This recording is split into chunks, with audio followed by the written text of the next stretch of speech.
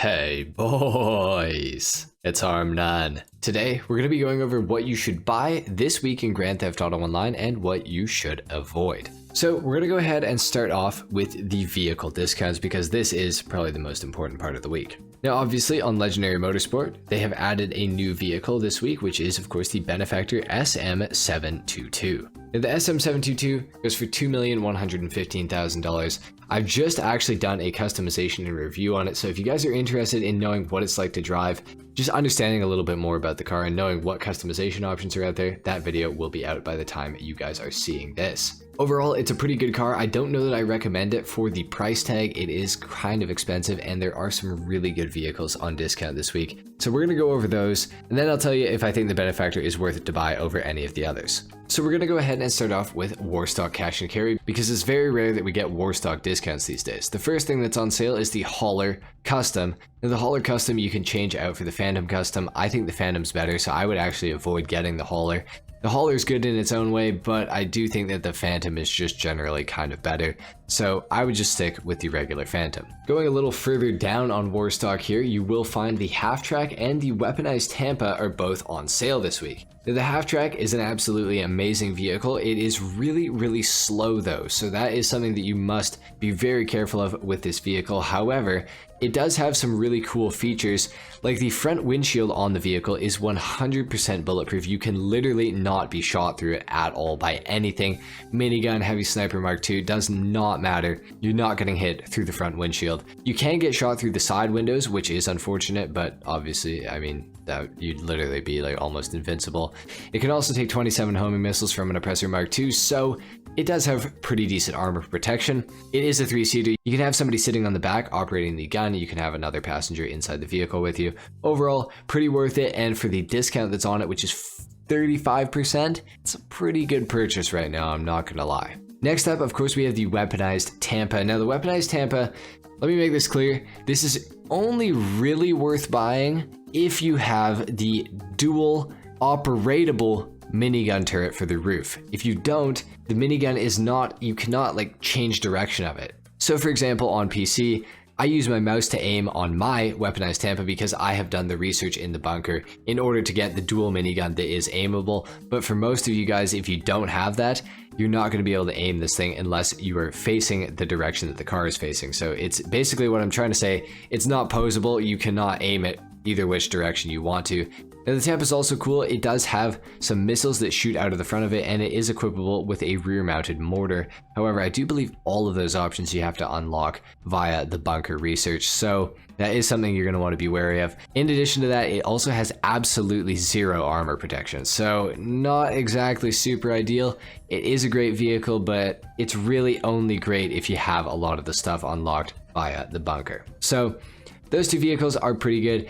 Now, would I recommend the Benefactor over either of these? No, I can't. The Half-Track is way better. I would definitely pick that up if you guys don't have it. The only thing is it's really slow.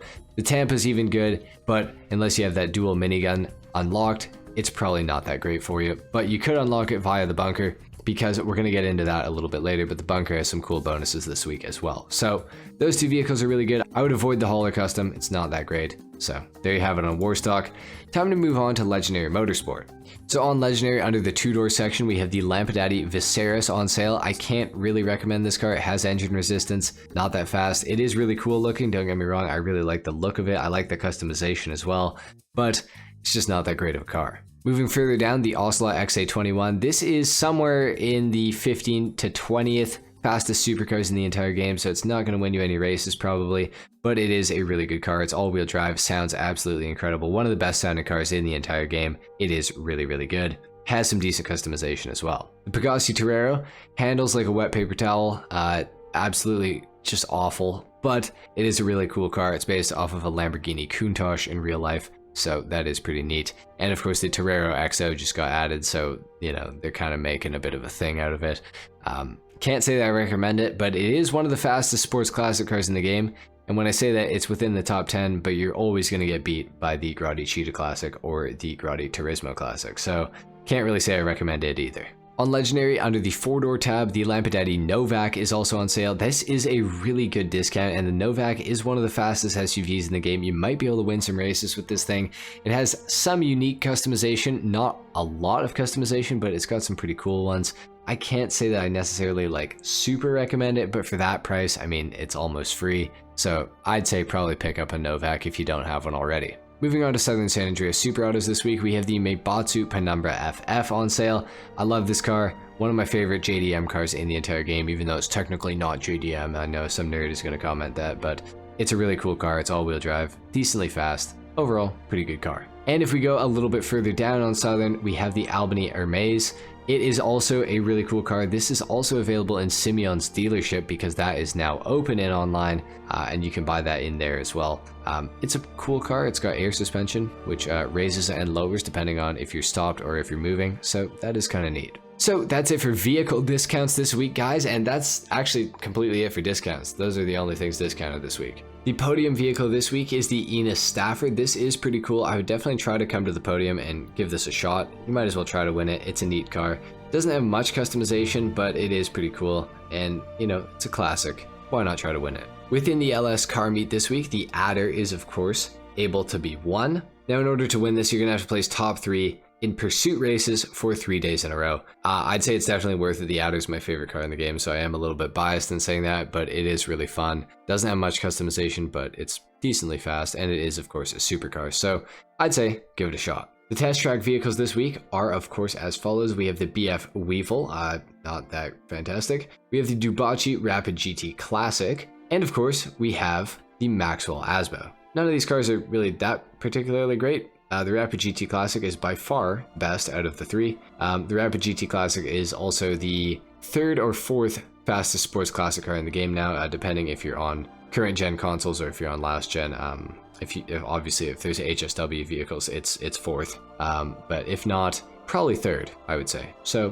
pretty good car. As far as making money this week goes, we have triple money and triple RP on the Vespucci Job Remix. These are pretty decent. I mean, triple money and triple RP, you can't really go wrong with it. I definitely give these a shot at least.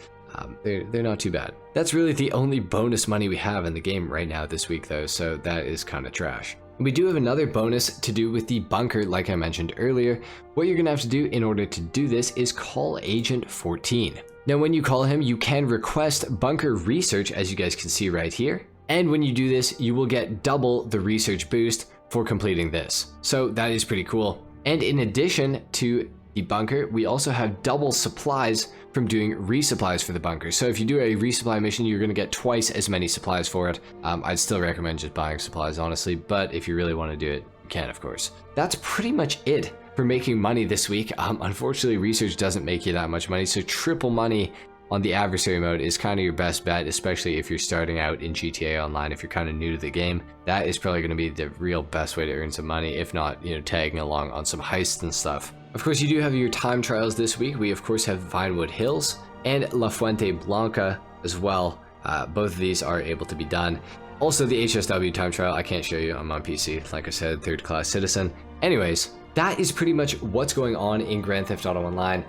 Like I said, the Benefactor 722, I can't necessarily recommend it over any of the other cars on discount this week. It is really, really expensive, and the performance overall is not that great for the money. So I definitely say pick up cars like the Lampadaddy Novak, for example, or the Bravado Half-Track. Both those cars are really, really good to pick up. Both are very useful, and of course the Weaponized Tampa as well. It's super useful. So definitely go for those, I'd say, over anything else really this week. Maybe run some of that Vespucci Job Remix to try to make some money and to try to get some more RP. Anyway guys, that's pretty much it for what to buy and what to avoid this week in Grand Theft Auto Online. If you guys enjoyed this video, if it helped you out, a like is of course appreciated. If not, dislike, subscribe if you guys are new, and I will see you all in the next video. Until then, take care. Peace.